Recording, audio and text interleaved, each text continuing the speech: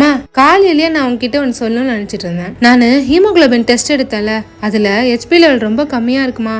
என்ன ஃபுட் சாப்பிட்டா ஹீமோகுளோபின் சீக்கிரமா ஏறும்? சப்ஸ்கிரைபர்ஸும் நிறைய பேர் கேட்டுட்டு இருக்காங்க. அயன் கண்டென்ட் அதிகமா இருக்கிற ஃபுட்டை சாப்பிட்டாலே ஹீமோகுளோபின் இன்க்ரீஸ் ஆகும். அதுலயும் எஸ்பெஷலி வேர்க்கடலை, வெல்லம், கேழ்வரகுல அதிகமான அயன் கண்டென்ட் இருக்கு. ஸோ இதை வச்சு நான் உனக்கு ஒரு லட்டு செஞ்சு தரேன். ஒரு கடாயில 2 டேபிள் ஸ்பூன் நெய்யை விட்டுட்டு 1 கப்பு கேழ்வரகு மாவை சேர்த்து நல்லா வறுத்து எடுத்துக்கலாம். ஒரு 5 நிமிஷம் இது போல வறுபடட்டும். அதுக்குள்ள வறுத்த வேர்க்கடலை 1 கப்பு, 1.5 கப்பு பொடிச்ச வெல்லம், 4 ஏலக்காய் சேர்த்து மிக்சி ஜார்ல அரைச்சு எடுத்துக்கலாம். அரைச்ச வேர்க்கடலை வெள்ளப்பொடியை இப்ப கேழ்வரகு மாவுல சேர்த்து 1 நிமிஷம் இந்த கடாயில சேர்த்து கலந்து எடுத்துடலாம். வறுத்த கேழ்வரகு, வேர்க்கடலை, வெள்ளத்தை ஒரு தட்டுல கொட்டி 1 ஸ்பூன் நெய்யை கையில கிரீஸ் பண்ணிக்கிட்டு உருண்டைகள் பிடிச்சு வச்சிடலாம். அவ்வளவுதான், சத்தான ராகி கேழ்வரகு உருண்டை ரெடிங்க. இப்ப உடைச்சு காமிக்கிறேன் பாருங்க. உங்களுக்கான ஒரு விடுகதை.